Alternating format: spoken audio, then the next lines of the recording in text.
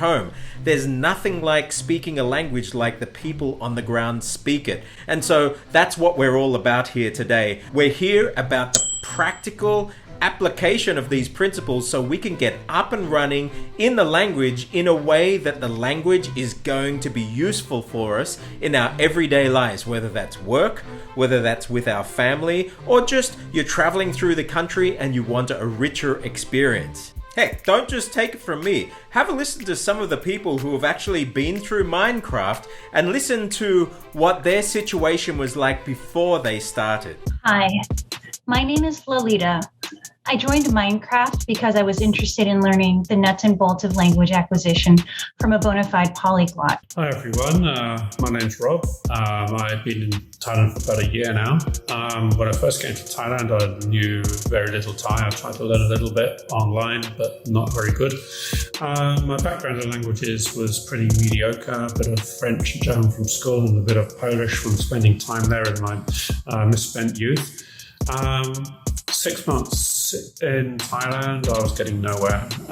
It was pretty miserable. I'd go to a cafe and try to order something. I thought they knew what I thought I could say what I wanted, but they just looked at me with this blank stare. My name's Guy, and I'm a 20-year-old Thai American. My parents are both Thai, and I was born in California. Currently, I'm a third year in university. I've been interested in languages since about 15 years old. These past 5 years, after I figured out how I personally learn languages, I felt like it's kind of been repeating the same process, which is what you're supposed to do. But I want to learn something new. I want to spice things up. The main benefit for me that Minecraft seems to have is that it seems to make doing hard things easier. And language, I think like language acquisition is complex and multifaceted. So what Minecraft feels to me is like a multi-tool, like a Swiss Army knife that helps me approach different aspects of this learning from many perspectives and see the links between different languages and different parts of languages. Really interesting. As a Thai American, I have often struggled to refine my Americanized Thai pronunciation. And Stuart has taught me how to think of my vocal apparatus as a musical instrument and how to isolate different parts of my mouth and throat to sound like a more native speaker, whether in Thai or in any other language. And I'm sure anyone who's trying to learn Thai recognizes that blank stare that you get when you think you know what you're saying and it's just gobbledygook to them. I was pretty down. But then my wife came across the YouTube channel of Stuart J. Raj, and it was just amazing. So much there about how to reproduce the sounds of Thai. That was the beginning of an amazing journey. I discovered Minecraft.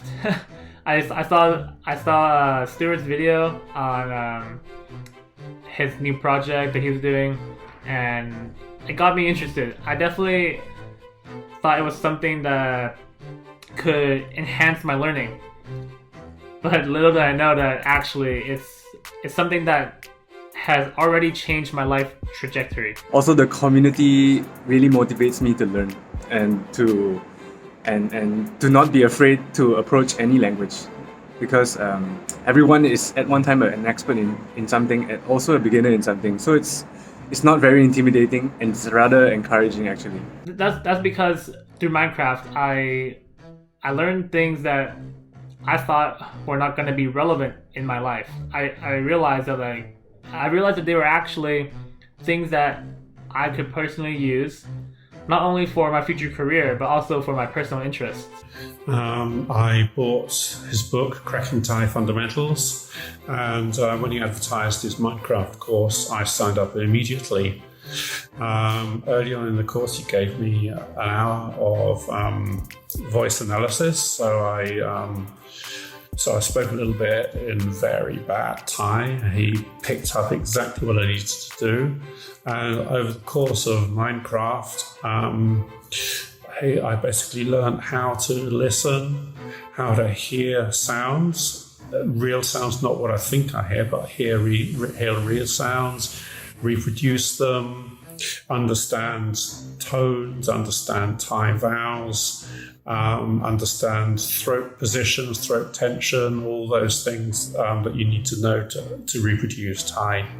And now when I go to a cafe, I can just order whatever I want, and the waitress doesn't even bat an eyelid. She just goes off and fetches it for me.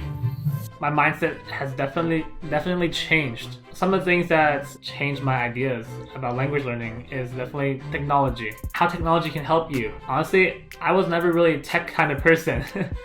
I thought I could not learn how to use some of these tools. Honestly, I wouldn't have learned any of these things if I hadn't joined Minecraft. One of the best things is meeting some of these people. These people have been really nice, and it's definitely something that I've never really had before in my life. I think that it's something that could change your life as well.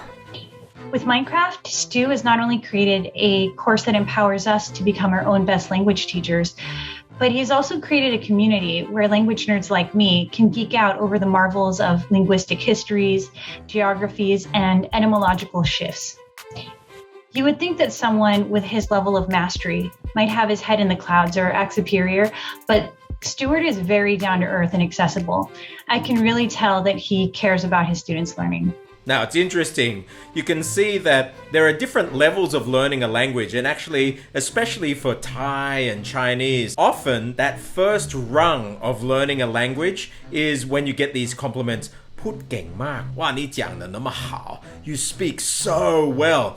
And many people actually believe that, and they think, yes, I speak very well, I speak very fluently. Or another one, you speak better than me and I'm a native. Now that might sound nice, but think about it. If you're speaking so differently to them that it stands out that much, well then something's going on. I'd much prefer people to comment on the content of what I say rather than how I say it.